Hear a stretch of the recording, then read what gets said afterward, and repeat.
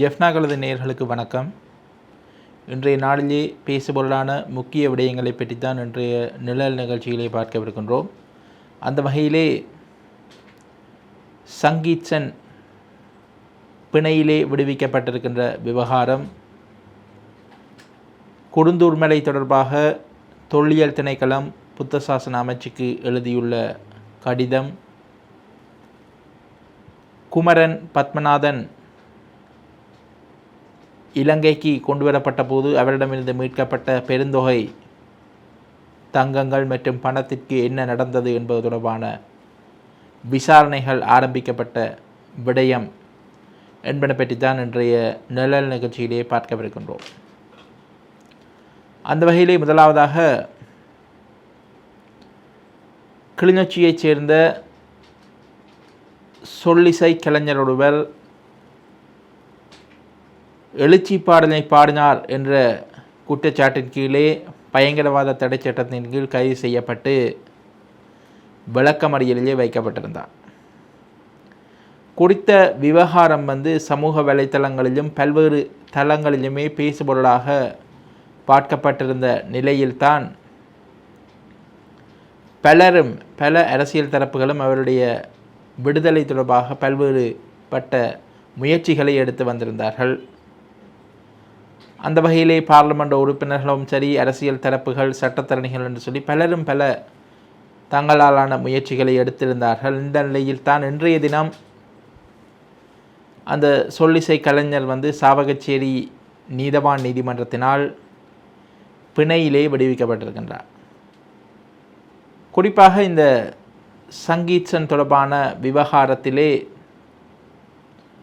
ஆளுந்தரப்பு பயங்கரவாத தடை சட்டத்தின் கீழான ஏற்பாடுகளின் கீழ் அந்த வழக்கை ஆரம்பத்திலே தாக்கல் செய்ததாக குற்றச்சாட்டுகள் எழுந்த நிலையிலே, குறிப்பாக சட்டமா அதிபர் திணைக்களம் அந்த பயங்கரவாத தடை சட்ட ஏற்பாடுகளின் கீழ் அந்த வழக்குகளை தாக்கல் செய்யாமல் சாதாரணமாக தண்டனை சட்டக்கோவையில் உள்ள ஏற்பாடுகளுக்கமைய அந்த வழக்குகளை தாக்கல் செய்யுமாறு போலீசாருக்கு அறிவுறுத்தியமைக்கு அமைய போலீசார் அந்த சாதாரண தண்டனை சட்டக்கோவையில் உள்ள ஏற்பாடுகளுக்கு அமைய அந்த வழக்குகளை பதிவு செய்திருந்த நிலையில்தான் சாவகச்சேரி நீதவான் நீதிமன்றம் இன்றைய தினம் அவர் கணேஷ்குமார் சங்கீத் சென்னை பிணையிலே விடுவித்திருக்கின்றது. குறிப்பாக இந்த பிணையிலே சங்கீத் சென் விடுவிக்கப்பட்டிருந்தாலும் கூட அதனை ஒட்டி பல சர்ச்சைகளும் தற்போது எழுந்திருக்கின்றது. குறிப்பாக கணேஷ்குமார் சங்கீத் சென் முதன்முறையாக கைது செய்யப்பட்டு சாவகச்சேரி நீதவான் நீதிமன்றத்திலே முற்படுத்தப்பட்ட போது அவர் சார்பிலே சட்டத்தரணி கேசவன் சஜந்தன் ஆஜராகியிருந்தார். அவர் தன்னுடைய சமர்ப்பணங்களை முன்வைத்த போதும் கூட நீதிமன்றம் சங்கீத் சென்னை விசாரணைகள் முடிவுறவில்லை என தெரிவித்து விளக்கமறியலிலே வைத்திருந்தது. இந்நிலையில்தான் சங்கீத் சென்னின் விடுதலை தொடர்பாக ஜனாதிபதி சட்டத்தரணி M.A. சுமந்திரன் குறித்த விடயம் தொடர்பில் சங்கீத் சென் தொடர்பாக அடிப்படை மனித உரிமை மீறப்பட்டதாக குற்றஞ்சாட்டி உயர் நீதிமன்றத்திலே வழக்கு தாக்கல் செய்ய நடவடிக்கை எடுத்திருந்தார். அதனையொட்டி பல்வேறுபட்ட தரப்புகளும் ஜனாதிபதி இந்த விடயத்திலே கரிசனை செலுத்தி அவரை விடுவிப்பதற்கான நடவடிக்கைகளை எடுக்க வேண்டும் என்று சொல்லி பலரும் பல முயற்சிகளை எடுத்திருந்தார்கள். அந்த வகையிலே பார்லிமெண்ட் உறுப்பினர் ஸ்ரீதரன் உள்ளிட்ட பலரும் இந்த விடயம் தொடர்பாக கருத்துக்களை வெளியிட்டிருந்தார்கள். இந்த நிலையில் தான் நேற்றைய தினம் கூட சங்கீத் சென் தொடர்பான வழக்கு ஒன்று யாழ்ப்பாணம் மேல் நீதிமன்றத்திலே விசாரணைக்கு எடுத்துக்கொள்ளப்பட்டிருந்தது. குறிப்பாக அவருடைய பிணை விடயம் தொடர்பாக சட்டத்தரணி கேசவன் சயந்தன் ஒரு நகர்த்தல் பத்திரம் ஒன்றை தாக்கல் செய்து யாழ்ப்பாணம் மேல் நீதிமன்றத்திலே அந்த விசாரணை நடைபெற்ற போதும் கூட அந்த வழக்கு கூட பின்னர் பிற்போடப்பட்டிருந்தது. இந்த நிலையில் தான் இன்றைய தினம் அந்த சட்டமா அதிபர் திணைக்களத்தின் ஆலோசனைக்கு அமைய பயங்கரவாத தடைச்சட்ட ஏற்பாடுகளில் இருந்து அந்த வழக்கு நீக்கப்பட்டு சாதாரண தண்டனை சட்டக்கோவையில் உள்ள ஏற்பாடுகளுக்கு அமைய அந்த வழக்கு தாக்கல் செய்யப்படுகின்றது. இந்த விடயத்தில் தான் ஒரு திருப்புமுனை ஒன்று ஏற்படுகின்றது. குறிப்பாக இதுவரை காலமும் அந்த சங்கீத்சன் தொடர்பாக சட்டத்தரணியாக செயற்பட்ட கேசவன் சயந்தனுக்கு பதிலாக இன்னொரு சட்டத்தரணி களமிறங்குகின்றார். குறிப்பாக ஆளும் கட்சியினுடைய பாராளுமன்ற உறுப்பினராக இருக்கின்ற கருணைநாதன் இளங்குமரன் உள்ளிட்ட குழுவினரின் ஏற்பாட்டிலே அந்த சட்டத்தரணி அங்கு நீதிமன்றத்திலே பிரசன்னமாகினார். குறிப்பாக சட்டத்தரணி கைலாயநாதன் சுபாகர் உள்ளிட்ட சட்டத்தரணிகளே அங்கு பிரசன்னமாகியிருந்தார்கள்.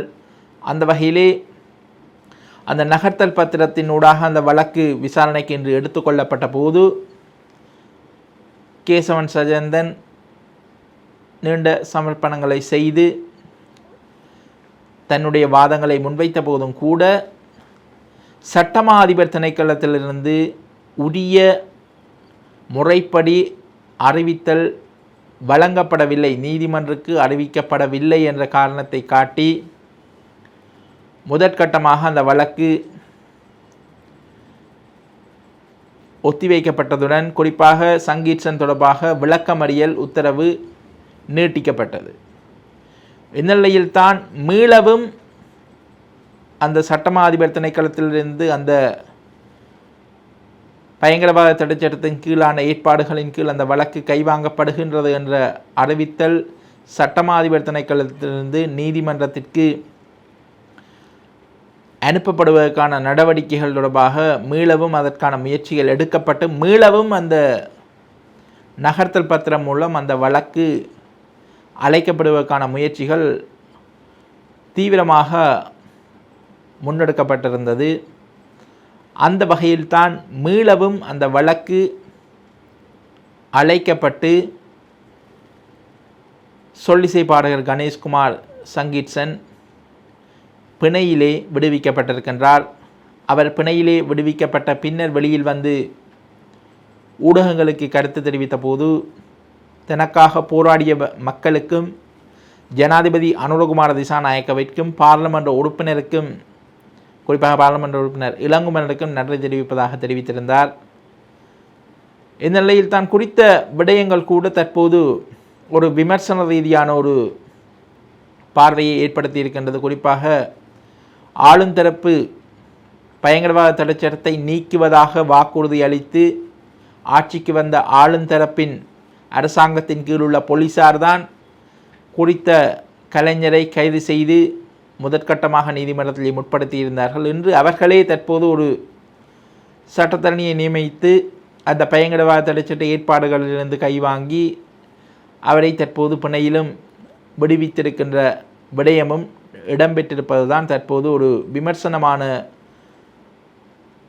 ஒரு சூழலை தற்போது ஏற்படுத்தி இருக்கின்றது. பார்ப்போம். இந்த விடயத்திலே தற்போது இன்றைய தினம் பாராளுமன்றத்திலே உரையாற்றிய அமைச்சர் ராமலிங்கம் சந்திரசேகர் அவர்களும் இந்த விடயத்திலே அரசியல்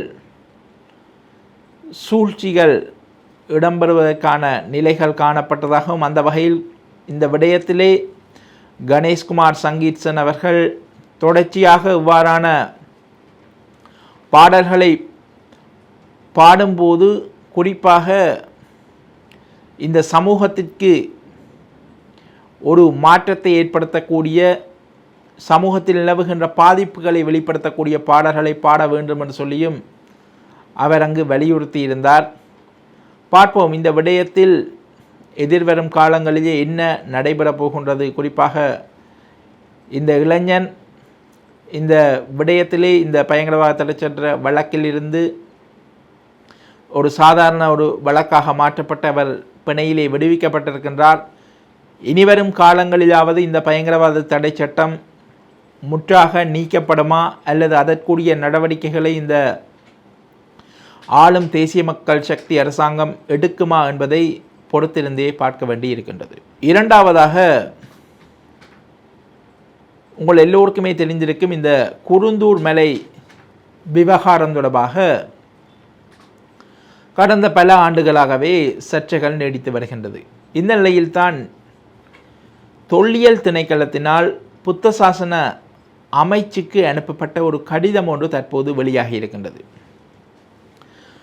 குறிப்பாக நீண்ட நெடுங்காலமாக குருந்தூர் மலையிலே சைவ மக்கள் தங்களுடைய வழிபாடுகளை மேற்கொண்டுள்ளனர் வருகின்றனர் என்று சொல்லி வரலாற்று ரீதியாக பல தடயங்கள் நிரூபிக்கப்பட்டிருக்கின்ற நிலையில்தான் தொல்லியல் திணைக்களம் அந்த கடிதத்தை புத்த சாசன அமைச்சுக்கு எழுதியிருக்கின்றது.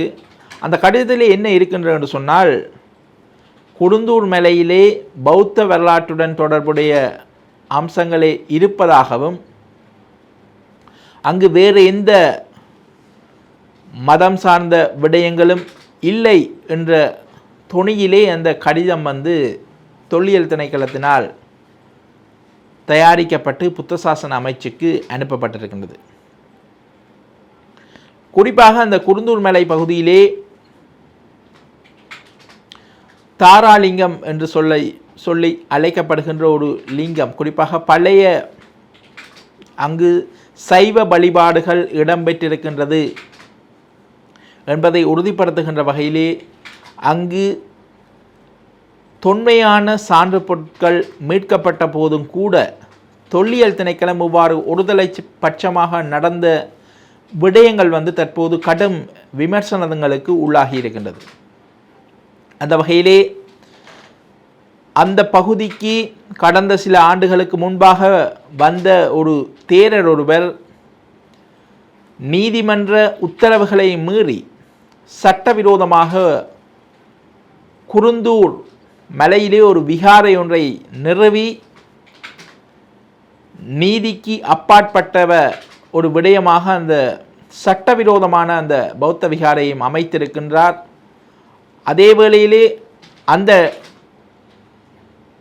நீதிமன்ற உத்தரவை வழங்கிய நீதிபதி டி சரவணராஜா அவர்கள் நாட்டை விட்டு உயிர் அச்சுறுத்தல் காரணமாக தப்பியோடி சென்றமையும் குறிப்பிடத்தக்க விடயம். அந்த வகையிலே இந்த மாற்றம் என்று சொல்லி ஆட்சிக்கு வந்த தேசிய மக்கள் சக்தி அரசாங்க காலத்திலும் இவ்வாறு தொல்லியல் திணைக்களம் அடாவடியாக பரம்பரையாக காலாதி காலமாக தமிழ் மக்கள் சைவ மக்கள் வழிபட்டு வந்த ஒரு பகுதியிலே இவ்வாறு அடாத்தாக தொல்லியல் திணைக்களம் ஒரு மதத்திற்கு சார்பாக செயற்படுகின்ற விடயம் தற்போது விமர்சனங்களுக்கு உள்ளாகி இருக்கின்றது. இது தொடர்பாக இன்றைய தினம் பாராளுமன்றத்தில் கூட பல விமர்சனங்கள் முன்வைக்கப்பட்டிருக்கின்றது. குறிப்பாக பாராளுமன்ற உறுப்பினர் ராமநாதன் அர்ச்சுனா உள்ளிட்ட பலரும் தங்களுடைய கண்டனங்களை வெளியிட்டிருக்கின்றார்கள். பாராளுமன்ற உறுப்பினர் கஜேந்திரகுமார் கூட இந்த விடயத்திலே தனதுடைய கண்டனத்தை வெளிப்படுத்தி இருக்கின்றார். பார்ப்போம், இந்த விடயத்தில் ஆளுந்தரப்பு அரசாங்கம் தங்களுடைய நிலைப்பாட்டை மாற்றிக்கொள்ளுமா அல்லது பௌத்த மதம் சார்ந்த தங்களுடைய கடும்போக்கு நிலைப்பாட்டிலே தொடர்ந்தும் இருப்பார்களா என்று. மூன்றாவதாக, இறுதி யுத்தம் 2009ஆம் ஆண்டு மே மாதம் முடிவுக்கு கொண்டுவரப்பட்டதாக இலங்கை அரசாங்கம் அறிவித்த நிலையில்தான்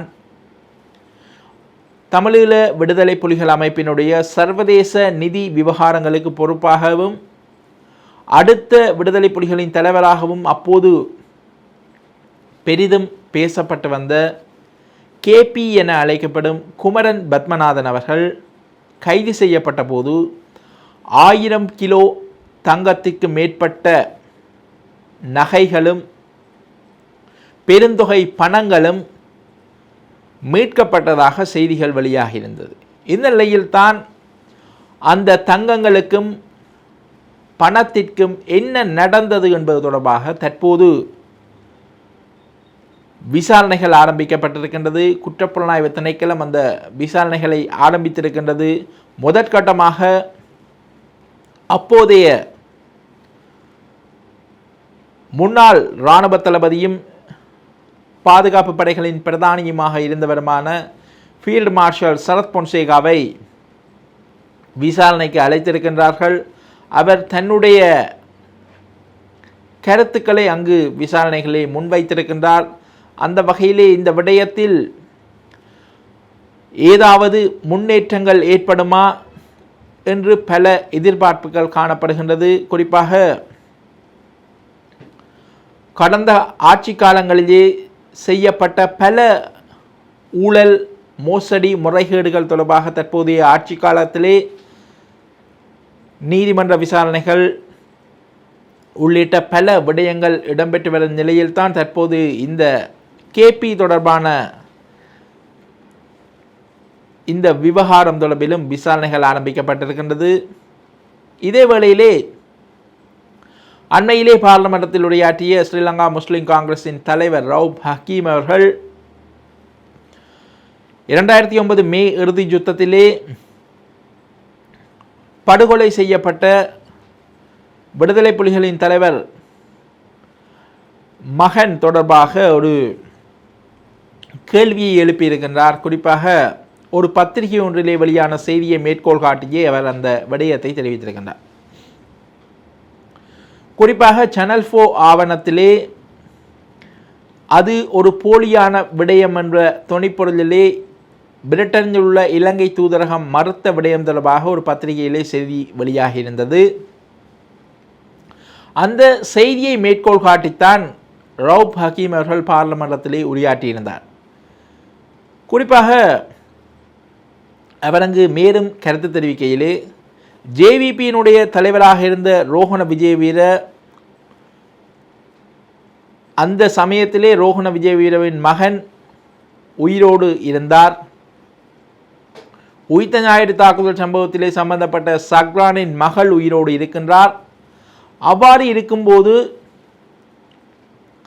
2009 மே யுத்தத்திலே விடுதலை புலிகளின் தலைவர் கொல்லப்பட்ட போது அந்த மகன் மட்டும் ஏன் கொல்லப்பட்டார் என்று சொல்லி இலங்கை அரசாங்கம் அவரை திட்டமிட்டு படுகொலை செய்ததா என்ற தொனியிலே அவர் தன்னுடைய கேள்வியை எழுப்பியிருக்கின்றார்.